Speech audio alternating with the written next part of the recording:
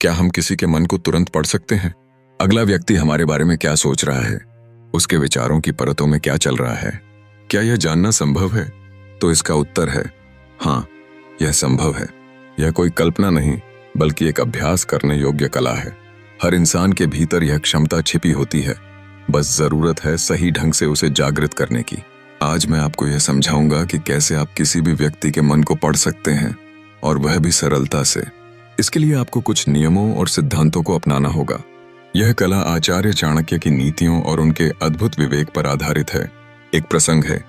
एक दिन चाणक्य अपनी कुटिया के बाहर बने बगीचे में गए और वहां से एक गुलाब का फूल तोड़कर लाए। उन्होंने चंद्रगुप्त से कहा, इस फूल को देखो, क्या यह सुंदर नहीं है? चंद्रगुप्त ने हामी तो भरी, लेकिन उसका मन कहीं और भटक रहा था। चाणक्य ने फिर पूछा, क्या तुम्हें इसकी खुशबू पसंद आई? चंद्रगुप्त ने जल्दी से कहा, हाँ आचार्य, बहुत अच्छी है। चाणक्य हल्के से मुस्कुराए और बोले, युवक, तुमने फूल को सूंघा ही नहीं, फिर खुशबू अच्छी कैसे लगी? तुम्हारा मन यहां नहीं है।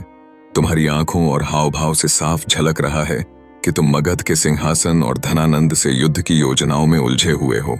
तुम्हें भीतर ही भीतर असफल होने का डर सता रहा है। चंद्रगुप्त यह सुनकर दंग रह गया। उसने मन ही मन सोचा, आचार्य ने यह सब कैसे जान लिया जबकि मैंने कुछ कहा ही नहीं। चाणक्य ने उसे बैठने का इशारा किया और कहा, मन पढ़ना कोई जादू टोना नहीं है, यह तो साधना और गहरी समझ की कला है। मैंने तुम्हारी आंखों की चमक में योद्धा की आग देखी। तुम्हारी उंगलियां बार बार आपस में टकरा रही थीं। यह तुम्हारे भीतर की घबराहट दर्शाती है। और जब मैंने तुमसे फूल पर सवाल किया तो तुमने हड़बड़ी में उत्तर दिया, क्योंकि तुम्हारा ध्यान कहीं और था। चंद्रगुप्त ने उत्सुकता से पूछा, आचार्य, क्या यह कोई तंत्र मंत्र है? चाणक्य हंसे और बोले, नहीं, यह तंत्र मंत्र नहीं, बल्कि एक साधना है।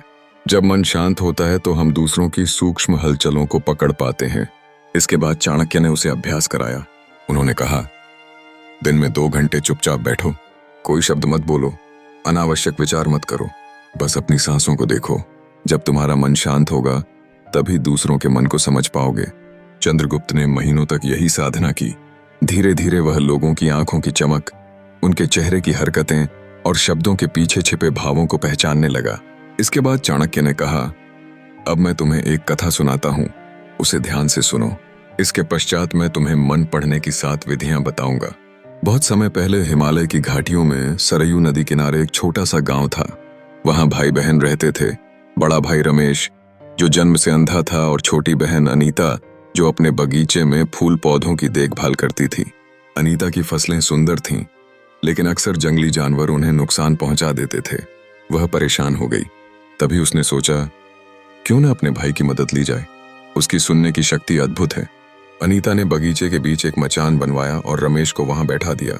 उसने कहा, भैया, अगर कोई जानवर आए तो लाठी से मचान पर जोर से ठोक देना, इससे वे डरकर भाग जाएंगे। रमेश ने बहन की बात मान ली और रोज मचान पर पहरा देने लगा। सचमुच, जब भी कोई आहट होती, वह लाठी ठोकता और जानवर भाग जाते। एक दिन एक शाही सिपाही वहां आया। वह एक जंगली सुअर का पीछा कर रहा था। उसने रमेश से पूछा, क्या यहाँ कोई सुअर आया है?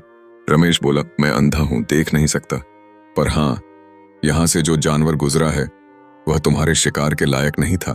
सिपाही चकित हुआ, तुम्हें इतना यकीन कैसे? रमेश ने शांति से कहा, उसकी चाल भारी और धीमी थी, जैसे कोई गर्भवती मादा हो।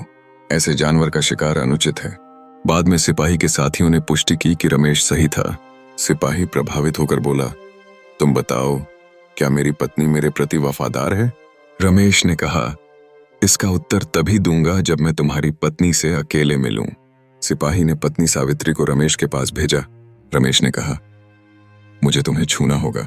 यह सुनते ही सावित्री गुस्से में भर उठी और रमेश को मारने लगी। रमेश बचकर बाहर आया और सिपाही से कहा, तुम्हारी पत्नी वफादार नहीं है।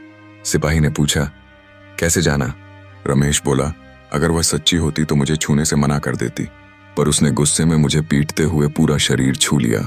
ऐसी औरत निष्ठावान नहीं हो सकती। सिपाही ने फिर सवाल किया, क्या मैं अपने पिता का ही बेटा हूं? रमेश ने कहा, हाँ, तुम अपने पिता के पुत्र हो, लेकिन तुम पर एक कंजूस जमींदार की छाया भी है। सिपाही ने जाकर मां से पूछा। मां ने स्वीकार किया, तुम अपने पिता के ही बेटे हो, पर जब मैं नहा रही थी तब एक कंजूस जमींदार की छाया मुझ पर पड़ी थी। सिपाही हैरान रह गया कि रमेश इतना सटीक कैसे बोलता है। रमेश बोला, क्योंकि जब से मैं तुम्हें देख रहा हूं तुमने मुझे कोई इनाम नहीं दिया। यह तुम्हारे भीतर की कंजूसी का संकेत था। चाणक्य की शिक्षा और 7 तरीके। इसके बाद चाणक्य बोले। रमेश ने आंखें न होते हुए भी दूसरों के मन को उनकी हरकतों, आवाज और ऊर्जा से पढ़ लिया। यही कला तुम्हें सीखनी होगी। उन्होंने 7 उपाय बताए। इन आंखों और चेहरे को देखो।